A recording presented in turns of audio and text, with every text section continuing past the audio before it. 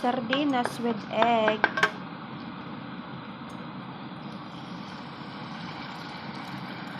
Nagisa muna tayo ng onion at saka bawang.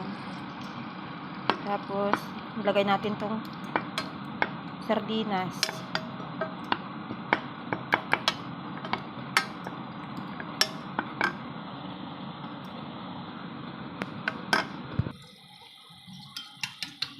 Lagyan ko na siya po ng konting asin. So, ilalagay na po natin yung itlog.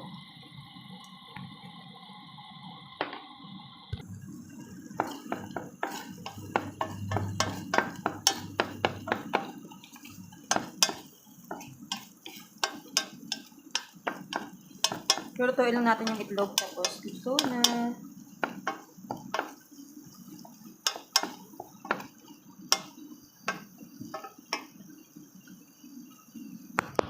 Na siya, sasalin natin siya dito sa lagayan.